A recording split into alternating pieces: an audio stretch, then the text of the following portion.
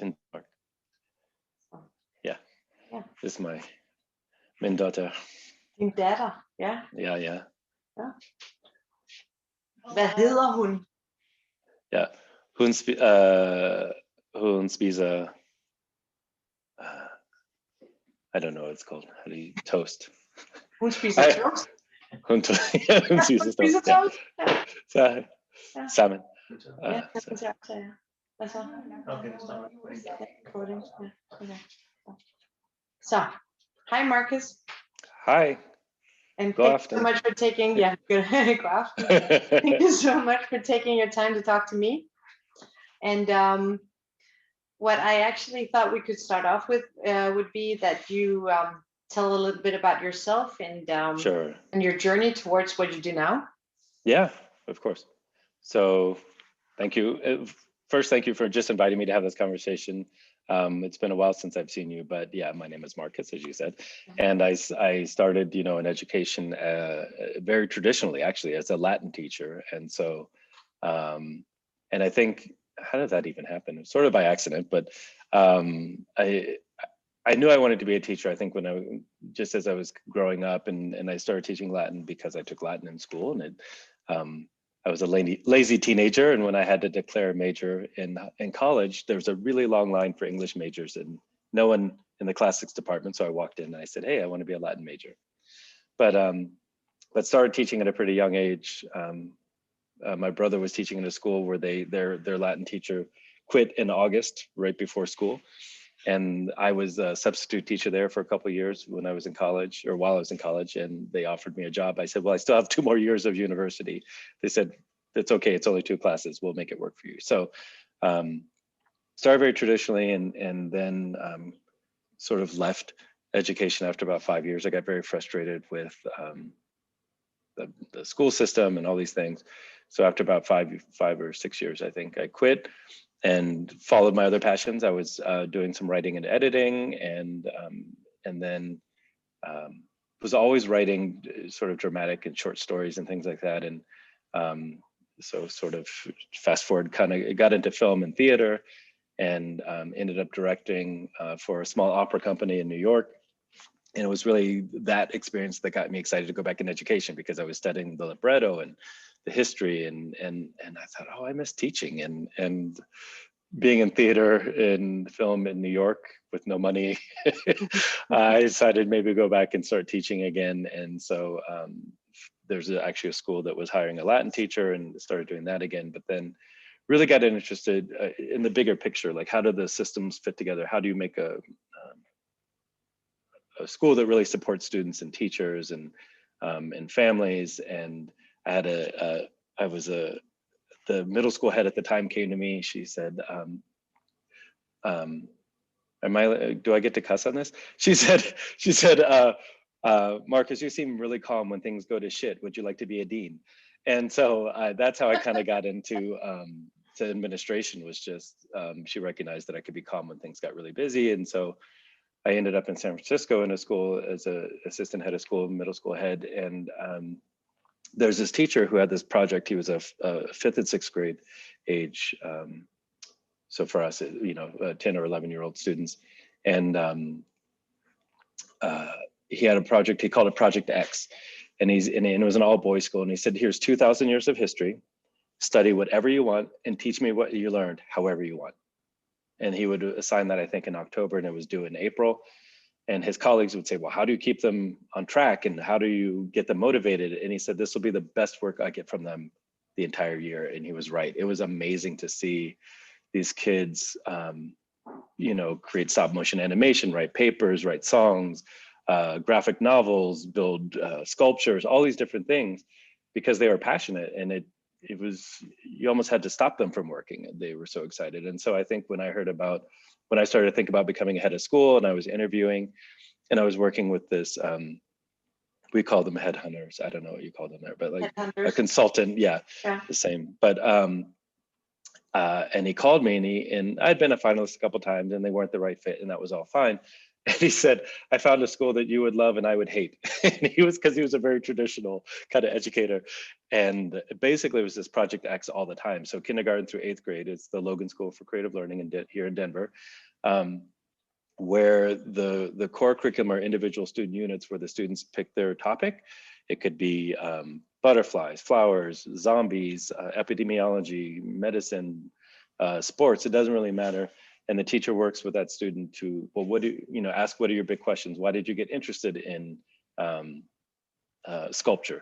And then, okay, so what do we want to do? Maybe you're going to write a paper about famous sculptors, or you're going to make your own sculptures and create your own designs. And maybe you're going to learn math by looking at scale and saying, okay, Rodin's, sculpture was this big, but we're going to make it smaller. How do we do the math to make it at scale?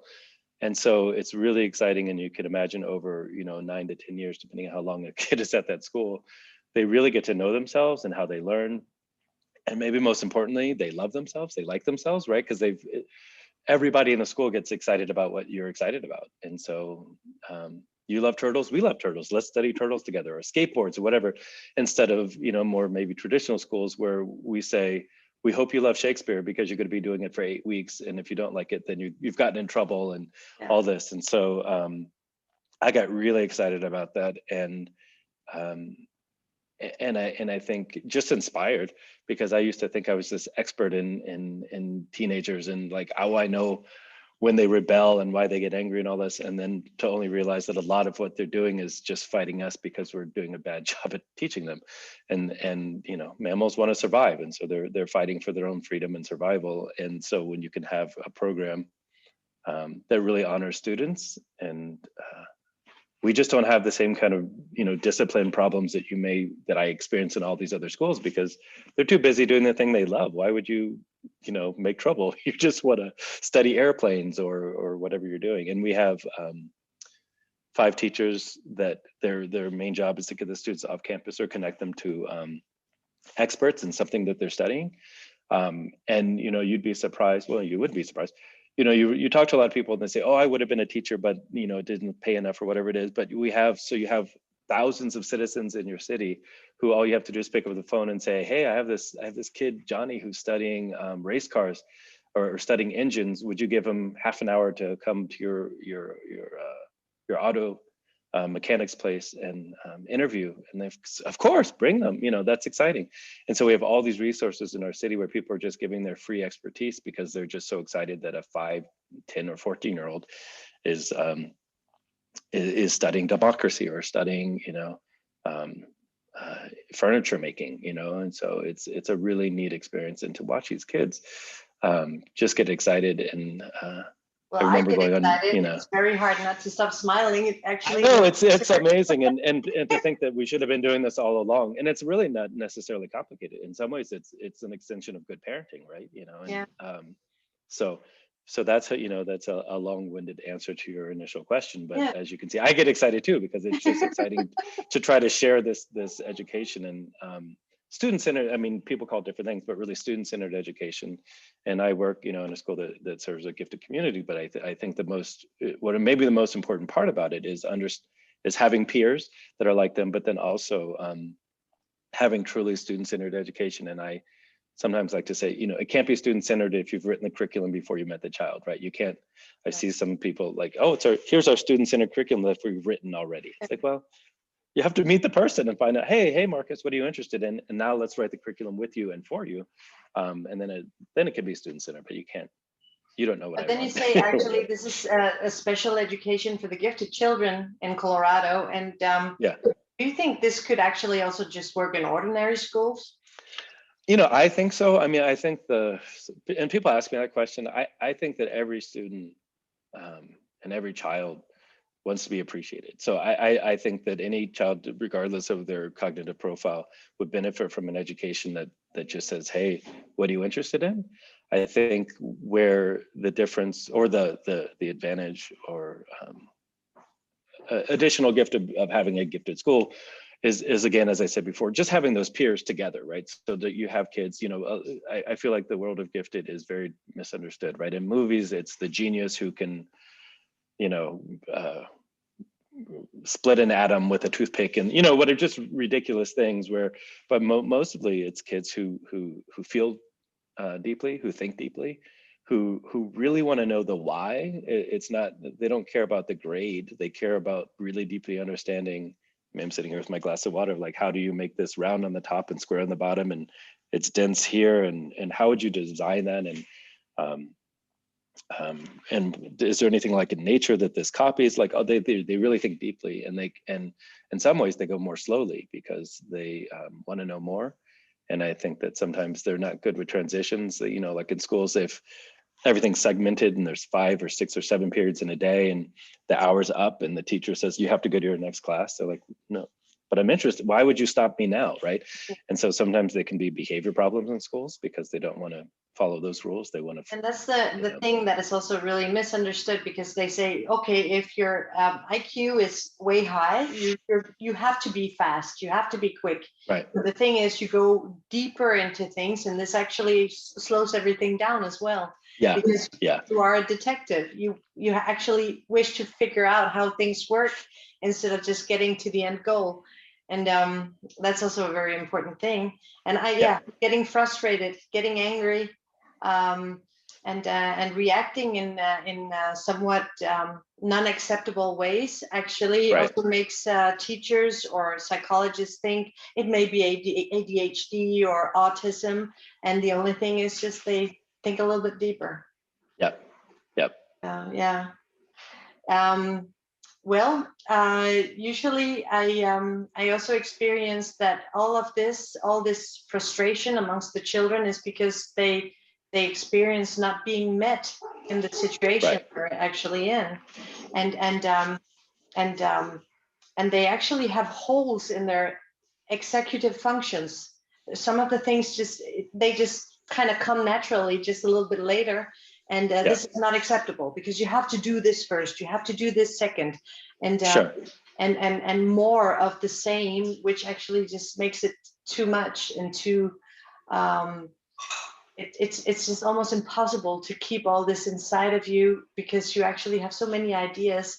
And what I am so afraid of is that you actually turn off the lights in their eyes, because you can actually see whether it's a good way or not. How do you actually make sure that when your pupils, when they can do all these things and be imaginary about things, how do you make sure that they actually get through all the pensum, all the things they actually have to get through in order to finish school? Yeah, and I mean, we're lucky. We're what you would call a free school. We're an independent school, and of course it's not free. When free schools, it costs money. There's a tuition, but so we don't have to follow state standards. Our founder she's retired now, but when she started the school about 40 years ago, so she was interested and curious, and so she did have her students take the state's test, and they of course did, almost perfect on them. So it wasn't really a good measure, and so we typically don't worry so much about whether on a certain reading level or they've received that, but we do want to make sure that they just sort of develop their different literacies, right? So to express themselves verbally or in writing, or to understand the language of math, right? Or something like that. But I think that back to what you're saying, sort of about they don't go in a particular order, that also creates a frustration for them, because most of these kids have something that comes really easily to them, whether it's they're more verbal or more math or visual spatial. And so something that's not as attuned for them, they think is a deficit, and they think they're really bad at it. Like my daughter sometimes, I'm horrible at math. It's like, well, you're actually in advanced math for your age, but compared to your verbal skills and how you think in language, it's it feels worse, but it's actually still really good. And so I think that the students also sometimes because also their intellect makes them aim for more and to go further. Yeah, everything should be up here. But to your question, I mean, I think that how do we know that they're developing? It's really constant conversation, right? I think that what do they talk about? There's summative and formative assessments. So, a lot of schools will do summative. So you study a unit, you take a quiz, you take 3 quizzes, and then you take a test, and then you get a grade, and then you move on. But I think in our kind of education, we have 2 kids. We have 2 teachers in every classroom. Yeah. And they're always talking to the students. There's no sort of back of the classroom. You can't really hide. Every day they're going to talk to you. They're going to ask you how it's going. We have an agenda for the week, so every student sort of has their planner, so that they can figure out, okay, well, how long do you think it's going to take you to finish this? And then that, again, the conversation. I remember hearing one teacher say, a student had turned something in, had finished a project. I can't remember what it was, but the teacher said, so do you feel like you're done and you're finished, or if I gave you 3 days, you would do more?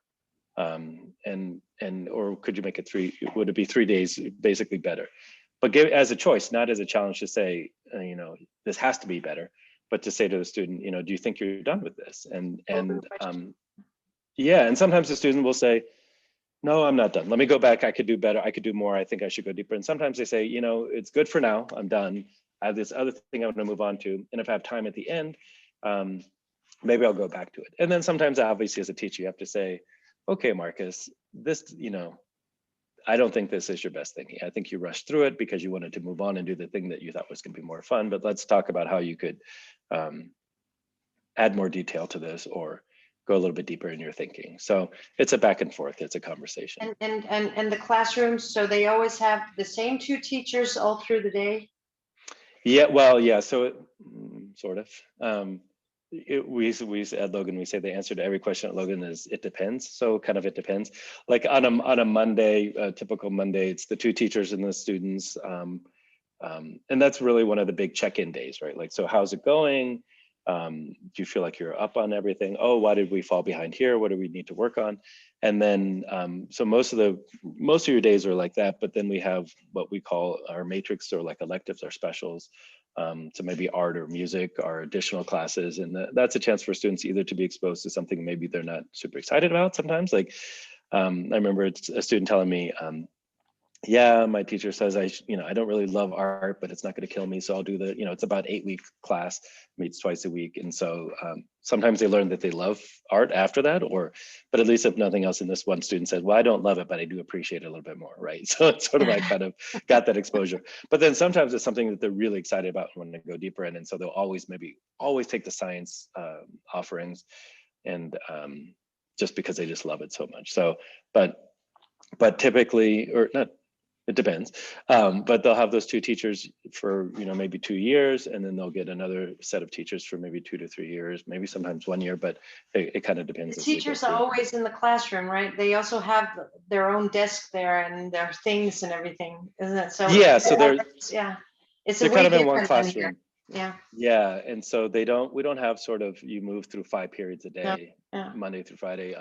But again, on the matrix days, they'll have 3 1-hour classes in the morning twice a week. And for the younger students, it looks a little bit different, but But how do the younger students learn how to read? Yeah. Right. All these things. It's just all the things. I mean, so certainly, yeah, the older, once they're readers, that, obviously they can have more independence in what they do. But for the youngest kids, they'll still choose their unit. They may want to study, flowers, or the younger kids typically will study just because they're excited and it's the world they live in. They'll study animals, or things like that. But they'll still do small reading groups and letter formation and things like that, because different than, I think, this idea that everyone has to read at a certain time, because there's this myth that I don't know, it's important to be an early reader, but early reading is just a prediction of actually nothing, right? So if it's a kid who learns how to read when they're 3 or 4, or they don't learn how to read until they're 6 or 7, their sort of future in education is also just about the same. To have a little bit of grammar in it, and then that's the Noam Chomsky way. Yeah, I mean, just read. I mean, like anything else, read to your child, speak to your child before they can read to them every night. And it's funny, in this pandemic, we found a big growth of our youngest students of reading in the spring of last year, because the parents are reading to them more, and every night, oh, let's read, and you're at home and let's read. And so all of a sudden the kids really start taking off, and we're finding, these busy parents maybe aren't necessarily always reading to their kids every night like one would hope. And so but the students, like any natural language learning, they will eventually start to understand how letters are formed, and whether they're using, sometimes teachers will use sand on a platter and they can trace with their fingers, or whatever, all the different things that one might do, and picture books and prediction. And so But we try not to do one size fits all, right? Because if you have 14 kids in a classroom and you can read and I can't, why would you drag me along with you because it's going too fast? And why would I slow you down because we all have to be on the same thing every day? So typically it's like this little beehive where there's sort of 3 kids here with the teacher, maybe working on their level of reading or math or whatever it is, and then this other 4 or 5 kids doing something else. And it's messy, but it works because the kids are being taught at the level that makes sense to them. Do you think it would work in Denmark? Do you think we could kind of take some of these things and then so put fully, of course, yes. I mean, I think that it could work anywhere, and I got, I was invited, and I got to be in Dalmos. What was that? 2 years ago, 3 years ago? 3 years I think ago, it could. 3 years ago. I mean, I think it could work anywhere. I just think that as long as the teachers, the adults, are willing to get out of the way a little bit and not make every kid do the same thing every day. And that's something, our founder, when she was, people would ask her at the beginning, again, when she was founded the school, of, isn't it hard to have 20 kids doing 20 things, on their own, at, different times, different speeds? She said, it is difficult. She goes, but it's a lot easier than having 20 kids do the same thing at the same time every day, right? I mean, no one's ready for the same thing at the same speed and interested in the same things. And so it does get messy, and it does, I think it's tired. I think all teachers work hard and they're tired, but they're tired in a different way, but they're also inspired in a different way because the students just get so excited about their learning. Sometimes you have to kick them out to go to recess. It's like, okay, no, just stop working on your plane, go get some oxygen, go play. So. Well, yeah. And no doubt about it, we're just very, very happy about that. We got to know one another. That was 3 years ago with in Dalmose with the World Game Training. Yeah, you came here and discovered the Danish way of living. Yes. And, what we're quite excited about, Johnny and I, is that now we actually start planning how to do these things together, and we hope to do something in the autumn this year, and then hope to see you next year again. Yes. So somehow we started a flow of goodness, I guess. Yes, I'm excited about it. It's very exciting. And you're learning Danish, so that's also good. Yeah. Yeah. You're getting there. Jeg taler lidt dansk, ja. Taler lidt dansk, ja. Det gør du.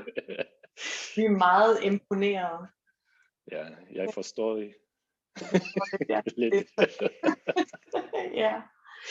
But I think it's I wrote down all these questions that we had to talk about, like what's special about your school, and you just started talking, and then everything is just said and done. It's well, not done, but it's, I can't stop smiling because it's a huge dream of ours is to implement some of these things in the Danish schools, because we actually do believe that if you nourish the child's eagerness in learning and discovering things, and especially being a detective, because this is what we really work with, then you have happier children. But the same thing as you just said, self-esteem, you self-awareness, all these things, that you believe in yourself and you thrive. That's just so important, especially to the gifted.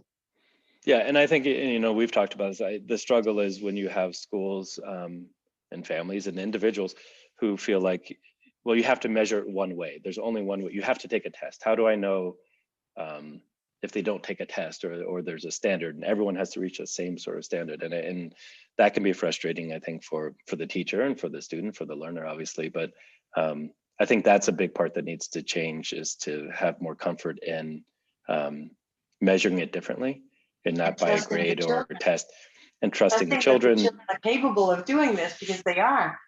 Yeah, I got in my brother's birthday years ago. I went to go visit him in California, and his friends were there. And one of his friends is a engineer at Google, and we were talking, and he didn't like the idea of my school at all. I said, well, you have to have grades, and how do you measure? And he had at that time 2 young kids. I said, well, what grade did you give your children when they learned how to walk? Was your daughter more of a B+ and your son was a A? Because that's not the same thing. I said, it is, isn't it though? I mean, they both learned how to walk. They both learned maybe at different times in different ways. But you could measure their success by, they were crawling and now they're walking, right? And so it didn't really necessarily matter that one did it faster or one whatever. They both walk just fine now, and they can run and skip and all those things, right? And so why is it not the same, in education or in art? I think art is one of the best. An art teacher doesn't say that you and I have to have the exact same skills, right? It's like, well, you have a different expression. Why isn't it the same in math, right? But we think it's the same thing. It's an art, it's a language, it's a self-expression. And I think that we get, and maybe it's our governments, but everything has to be measured in a way because this is how much money I'm going to give you when you measure it this way, and I'll pay you, or here we fund schools based on success sometimes, and it's a little crazy because the student suffers while adults are playing around with measurement, and it has to look this way, and there's still accountability. It's not that you do anything you want and there's no accountability, because of course there's accountability, and there's ways to do that, but it's to do it in a humane way, and like you said, a way of celebrating the students and encouraging them, not punishing them, because I'm not going to let you build until you can write this. Or we actually had this Swedish writer. Have you heard of Pippi Longstockings? Yeah. And she said that achievements from children are not supposed to be beaten out of them, but you clap them out. It's just that's just like, you applaud it. Yeah. Right. Well, thank you so much for taking your time, and I hope that we do this like quite often, actually, because I have so many subjects. I'd love to. I also one of the things that we're really interested in is finding the schools where the social status isn't as high, and where the potential is also present but harder to find, because the pupils actually struggle with so many other things. So this is also one of our goals. So that's cool. Us too here. So I think that that'd be great. You take care. Ha det godt. Ja. Vi ses senere. Ja. Bye-bye. Okay. Bye. Hej.